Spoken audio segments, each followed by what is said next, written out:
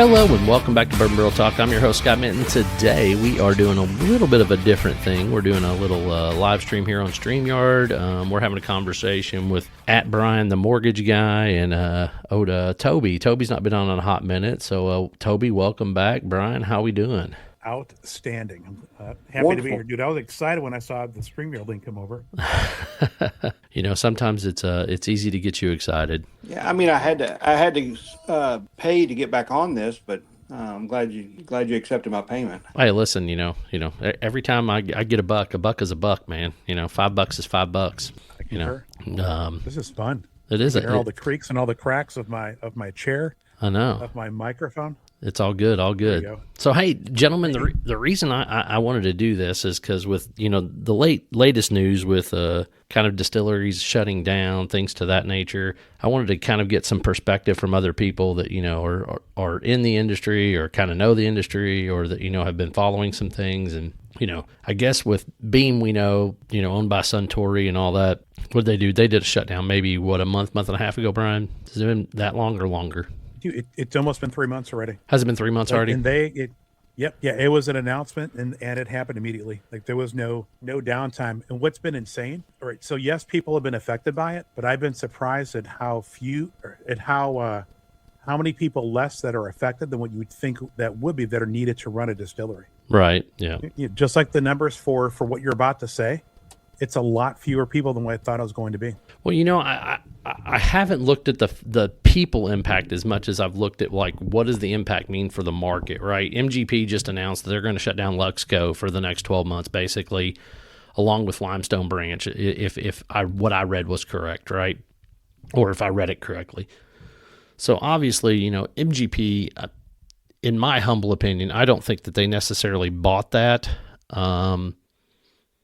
for the reasons that most people think they bought Luxco. I think it was more of a distribution play and getting more Kentucky bourbon back in their portfolio for source distillate.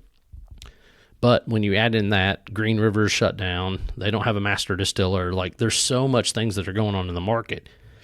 What do you think the ultimate play is going to be over the next few months? And then what does that do? You know, what does it do to the inventory? Is this a force play for these contract distillers to be able to sell more juice, get things more rolling? Like, what's your thoughts? Yeah, if you look back to the 70s and 80s and 90s, they were, all right, so Wild Turkey in the 90s was releasing whiskey. So 94 is the last time that they had their 8-year-old brand. Really? At that time, there was whiskey that was 10, 11, and 12 years old. Right. That was being dumped into that 8-year brand. So, I hope that we start seeing that same thing, where when we see the small batch age-stated whiskeys, that there's some older whiskey in there. Right. For example, when Wild Turkey had their 10-year small batch, right, they had some 13-year-old whiskey that was in there. And if I recall, it was the letters that were LL, and it was Bruce himself. It said that, yeah, we had some 13-year-old whiskey that was dumped into there. So all of a sudden, people were chasing that, me included. I was walking into all the local stores and going through bottles and flipping them around, looking for the age date, hoping that I was going to find an LL, and I did not. Right. Yeah, interesting times for sure. Well, you know, when I sit back and think about it, the boom started, maybe 2012, I guess I would say, when kind of bourbon kind of became less of a European, or maybe that's when really the European and the Japanese market really, really dove in on bourbon and started driving prices and started driving inventory in the United States. But, you know, premium brands really didn't start popping until 2015, 2016? Does that sound about right? Sorry, I had to grab an older bottle of Eagle Rare 10-year. This was a 12-and-a-half-year release. There you go. Picked it up for $40 back in 2016. $40? So, yep. And so I think that Willett is the one that kind of played. So for years, all through 2016 and 17, when you went to the distillery, you can pick up bottles it was basically $10 a year. If I recall, 2018 is when it hit, when all of a sudden their 10-year, this is still when it was sourced whiskey, their 10-year went up to $140. Right. People freaked out. Yep. They freaked. And now if you look at how much you're paying per year, because the brand new, they've also expanded a numerous amount of time. Right. Like you go to Willett, and it's an event. It's a he did not hold back when it came to invest the money into it. Right. So I know it's an MGP as large as they are, and I wish Ian would have let us know like how many proof gallons or how many barrels of bourbon or rye that they're filling per year. That'd be a pretty interesting thing to hear from on their part. Right. And I think the big thing is like, as you start to look at these brands, right, like the sheer amount that these contract distillers were laying down were to meet the demands of the market for craft distillers. So is that who's going to fill the pinch in this whole, thing? Is it going to be craft distillers? Like, is this going to inflate prices back to, before the bubble started kind of hitting on barrel cost? Like, I mean, I think that's a big question to ask. So what I love about that is I think the NDPs, the non-distilling producers that have been buying bottles or barrels for 6 or 7 years, they're the ones that were paying a premium for the barrel. Now they can get that same barrel for a third of the price. Like, we've got a mutual friend that is he's in a secondary market for barrels. And like, you've gotten some crazy calls for some 8-year-old Kentucky whiskey for a quarter of what it was, 3-4 years ago. Like, so to me, like, I think that there is very much an opportunity for these NDPs to come in and buy some aged whiskey on the cheap. Is it as cheap as what these distilleries could release it on their own? No, but it's still a quarter of the price of what it was 3, 4, 5, 6 years ago. So I think that there's opportunity with that. Yeah, for sure. It's definitely a really, really weird play when you sit back and look at it. Well, look at you. You're fucking flexing over there. Got the old Weller barrel pick, old school. I am. Yeah, plastic cap from old. Yeah, this is from Last World. Yeah. Last World in Tippin out of near Detroit, Michigan, Ann Arbor. It was referred to as, and I wish that we had pictures. This was referred to as the Golden Boy. So my boy Dom, he hooked me up with this. Yeah. I just love those old squat bottles. Yep.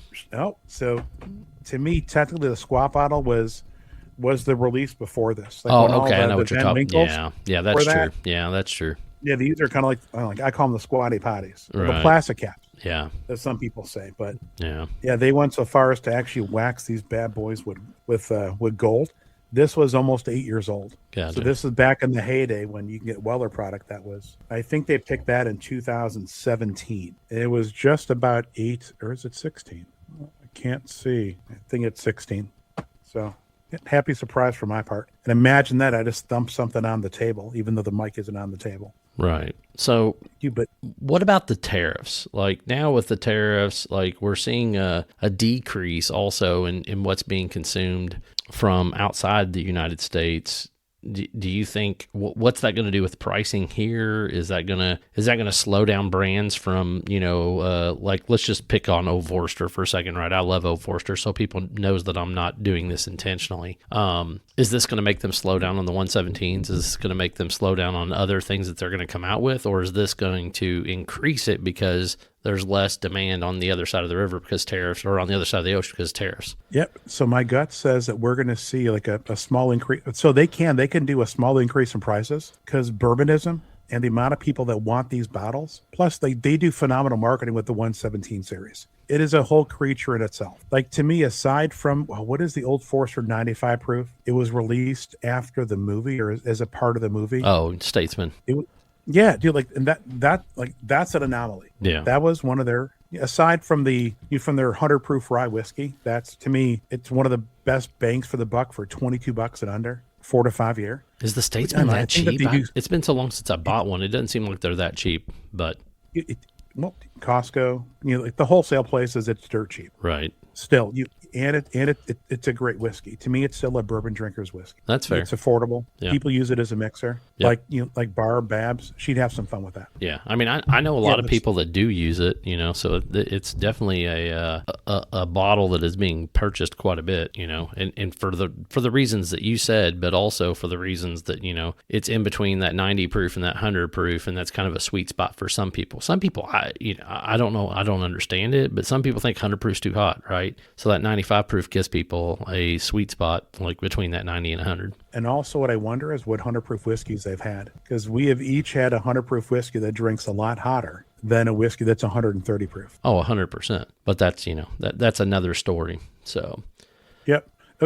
So to circle back to the 117 series, I think they have created such a FOMO on that as soon as they hit, they're gone. Right. And like I appreciate that now when they put them out there, they're actually hitting retail. Yeah. If I recall the first couple releases, it was distillery only. Correct. Which being in Louisville, I was stoked. Yeah. However, they capped me at 2 per 30 days. But I could have a wife, a friend, and stuff go down there. In retail price in those, I think that they were originally $55. Similar to what Woodford did with their 375 series. They did the same thing. And I'll tell you, to me, like their 117 bottled and bond rye, that's a banger. According to what you read, it's almost 10 years old. You figure a 750 is going to cost you 120, $130. That is a banger of a bottle for what it is. Yeah. It is. No, for sure. Plus, I'm really surprised that the 117 series has become more available. I was at Kroger in Louisville just about 2 or 3 weeks ago, and they were on the shelves for $45. And it was surprising to me. At $45, that's crazy cheap. I wonder if it was one of the older batches that hadn't been selling well. Yeah, and to add that at Kroger, like their pricing strategy is interesting. I've seen the same whiskey at 4 different prices at 4 different stores. Right. They're also big on closeouts. Gotcha. Not like our friend Robert does for closeouts. Yeah.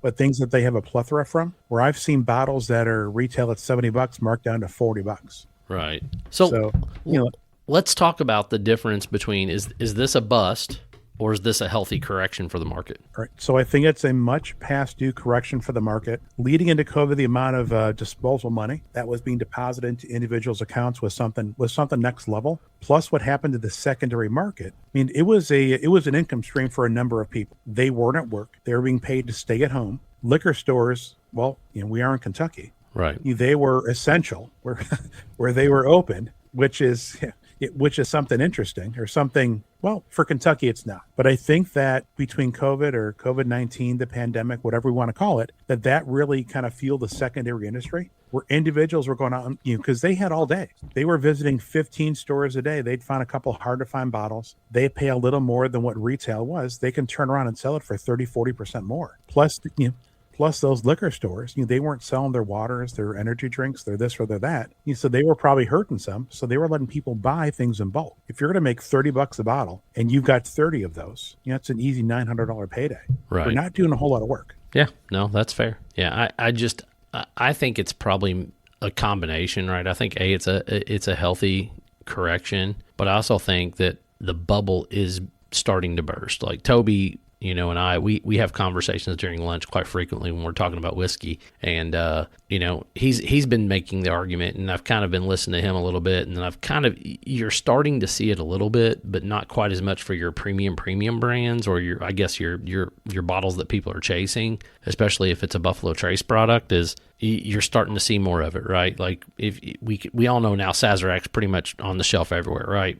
Buffalo Trace now, you can pretty much find it anywhere. The question is this healthy correction going to be where now we're going to find Weller Green Label or Weller Red Label, OWA, or are we going to start seeing Eagle Rare on the shelves like regularly with this happening? Or is it still going to be as soon as they hit the shelves, they're going to start leaving again? Well, you see videos of people go out that do bourbon hunting and things like that.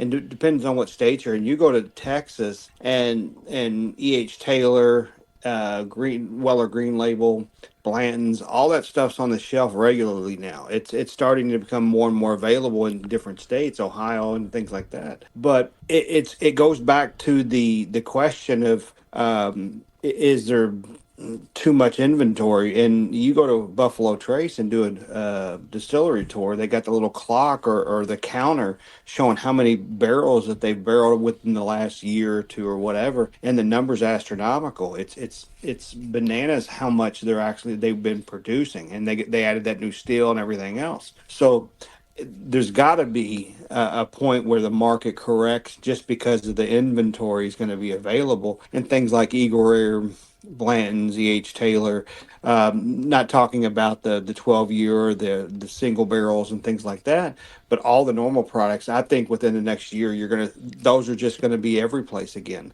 Henry McKenna is you can get it anywhere now. For a while, it was $35, and then all of a sudden it was gone. But now it's $60 everywhere you go. I just have a feeling that they're going to start doing that, and I don't remember who posted the picture of the OGD 114 7-year single barrel. Now we had a kind of a gut feeling that product, regular OGD 114 at $22 at Costco was not sustainable for them, because they're not going to make the money that they could probably make on it.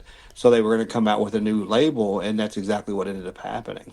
Yeah, and then they've really had multiple labels really with the OGD. I mean, they just did, what was it, the 20-year release or the 18-year? That was a couple of, like, 18 months ago, Brian. Oh, 16 year. 16-year, yeah. 16-year. I forgot already. It's been so long since I've tried one or had one. I couldn't remember if it was 16, 18, 20, or whatever the year was. So you might be right, Toby, with that aspect of it. I keep going back to, this might be just a healthy correction in the market and where it's sitting. And I think the only people it's really going to hurt are people that are sitting on mass quantities of stuff that they were hoarding and not really, doing anything with. I mean, if you have cases of Blanton's and regular Eagle Rare in your possession, and you're still waiting for the market to come back and try to sell that stuff, you're gonna be hosed and be sitting on a lot of extra product. Yeah. But I'll say this, for during our holidays or like our peak seasons, when people are coming in from out of town, if they're seeing Buffalo Trace, Sazerac Rye, or Baby Saz as it's called, Right, and Eagle Rare on the shelves, like, they're buying them. right. Like, they are buying them, they are taking them home, and if they can buy them by the case, they are happy. Like, there's a local store to me. Like, Scott and I, like, we know the individuals. They have, the 750 of Weller Special Reserve, the green label. Right. It's $50 every single day, and they have cases and cases and cases and cases. Right. And people will, in retail's $30. People will go there and spend $50 just because it's a Weller product. So that's funny. That's a good bottle. I still just, I can't get to $50 on that bottle. I just can't. Like, I mean, and maybe it's because I know that every other Weller product is better than that, and you're not paying that much more for it. But yeah, that's just one that it's been a hard pill for me to swallow, is at that $50 price point. I'd much rather buy a handle at 90, because at least then you're getting 2.5 times the amount of alcohol. What's funny about that is people that buy that for $50, they're not doing the math to see that they get more money for the same, for the 90, for the handle, the 175 for $90. Yeah. They're just buying, in my opinion, they're just buying it because of what it is. Yeah. Like, there's a gentleman at my office that whenever he sees it for $40 or less, he's going to buy it every single time. And like, it's interesting how they built the market, and that the people that refer to it as Wellers, not Weller, Wellers. Them Wellers. Yeah, they are the ones that eat it up. And they always go by, green, red, and black. Then there's orange. They typically go by the colors, which is something. But I don't know, to me, going back starting during COVID, the companies that marketed the best are the ones that are gonna stay relevant. Like, I feel bad for the NDPs that have these 7, 8, 9, 10-year-old whiskeys on the shelves for $18 a year, when all the big boys, when they're coming out with exact OGD for 114 at 7 years old, right, $60 or $55. Yeah. In my mind, in exactly what Toby had said, it's a $23 bottle. That's 4 or 5 years old, just at $23. Right. Is it worth it to spend what 2.2 times the amount to get a 7-year? Yeah. I'm going to buy it. Yeah, it's cool. You say that, but then Heaven Hill, they just, when they rebranded that, bottle, right? What's the 7-year running now? $60? Like $45, $50. Yes, I mean, it's come down. But my point is, like, for a while that shit was allocated. You couldn't find it. People were paying $70, $75 a piece for them. So, craft distillers are going to struggle, right? They're going to have some issues, But so how I think craft distillers that don't have a brand, right? They don't have a following, like Smooth Ambler. Yeah, like they built a brand, they built a following. Yeah. There's a lot of individuals that still follow them. Like the NDPs that don't have that following, that are selling at a premium, they're the ones that I feel that are going to have a hard time. You just getting by. Yep. Or the ones that have other products like Starlight that obviously has other things that they can lean on. Starlight has such a following, and I'll say it. Like I ran away for the first 3 or 4 years that they were around, because there was so much. Again, being where we all live, there was so much local hype to them that I don't want to buy into it. Like, I don't like marketing. I don't like my great dad's grandpappy and this and that. But when I've had their whiskey, I'm like, oh, it's good. Yeah. Like their most recent Honey Reserve. Yeah. $50. It's 5 and 6 year old whiskey. It's good. Yeah, but Jared agrees. Yeah, it is good. Jared, I'm gonna unmute you here in 2 seconds. I just didn't want you to come in hot while we were talking. But yeah, I definitely see that as being, the craft distilleries that have a cult following. I think they'll be fine, right? It's the other NDPs that are, either launching or doing other things. I mean, I think single barrels, another thing like that, unless you're in bigger groups and you have access, like it's going to be harder to move barrels than what it ever has been before. So something that I wonder if these NDPs can go out there and buy that 8-year-old Kentucky juice for $1,200, right? Turn around and bottle it right away and sell it for $55-$60 and still have a profit and also create a following. Yeah, I wonder if they're doing that. Yeah. I mean, I just know with what people are paying for barrels, can they get to that price? They probably could get to that price. The problem is your margins are so tiny with that 3-tier system. I mean, they're just so tiny. I mean, let's just say, hypothetically speaking, I've seen out in the market where you can buy, 10-year-old juice for $2,200-$2,300 for a barrel. I find it really hard to believe, with a 10-year-old barrel, you're going to get 120 bottles, right? Approximately. You're going to have a hard time making any profit on a 10-year-old barrel at that point at 60 or $70. Like you might make $3-4 a bottle max because of the 3-tier system. So I think that's the big thing. I also wonder if now is the time, I guess, we're just going to try and, where the NDPs that have big bucks invested in the barrels, if they're just going to try and tread water and just stay live, just stay liquid. You buy some of the older juice that's on the market, hold it for 3-4 years if they can, and then release it as a limited edition, 11-year-old whiskey. Right. Yeah. So. Yeah. So. Interesting times. Gosh. It is definitely interesting times. Mm-hmm. All right. If I had a boat, so originally it would have been called social distancing. But now it'd be called like #interesting times. Yeah, for sure. Well, gentlemen, I think that's long enough for this episode. I appreciate your input.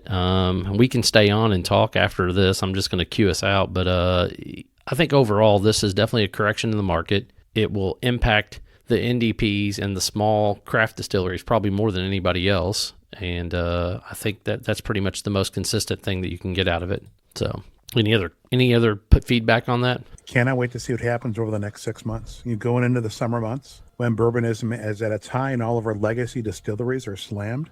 I'm curious what's going to happen come fall, like for these NDPs, for these smaller companies. Jared, do you have a 2 cents worth on this, like on NDPs and the fact that, the craft distillery, or not the craft distilleries, the contract distilleries are being, kind of shutting down big chunks of their business and things like that with MGP and Jim Beam and Green River and Luxco, all that. Do you have any insight on that piece? It just sucks. I mean, a lot of these like Green River stuff, I felt like Green River was really starting to make a big come up in the mainstream game, and now it's kind of falling flat on its face, which really sucks. But I mean, it's kind of all just simple economics. What goes up must come down. Yeah. I think that's part of it, but and you missed this because you signed in late. But yeah, I think the biggest part is that they were anticipating the boom to last a lot longer than it did, and now it's been overproduced, right? So there has to be a correction, and how does that correction work? And I think this is a healthy way to do it. Shut down a few distilleries for 12 months. I've even heard rumors that Bardstown may be shutting down for the next 8 to 12 months. Oh wow! I don't know if that's true. I'm just saying these are rumors that I'm hearing. So. With that being said, it definitely would put a hole in the market for the next, 12 months as far as what inventory is getting made. But there are still other places out there, right? You've still got Great Midwest. You've still got, what's the place down there? Who's the guy we met? Man, I know the owner too, Van and them down in Hickman, Jackson Purchase. So, I mean, there's other places out there that are doing contract distilling. But, I mean, somebody said the other day, I thought they said that Log still hasn't turned on their still in like 4 months or 5 months. That's crazy. Like that's an insane number. If that's true, I don't know if it's true. These are just rumors that I've heard that Log still hasn't turned it on in forever. So I don't know. Somebody's got their TV up loud. I wonder who that is. Jared. We know it's Jared. Don't mind me, blame the kid. You get to that vein between his, from the Widow Peak down. Fair enough. It happens. Well, I'm going to sign us out of the Bourbon Barrel Talk episode, and we can stay on here and chat if y'all want to. So I think that's our episode of Bourbon Barrel Talk. If you want to find us, you can find us on Facebook, the Instagram, or the X. Make sure you hit the subscribe button. That way you get those episodes as soon as they hit early on Sunday morning. This is Scott, Jared, Brian, and Toby signing off. Peace out.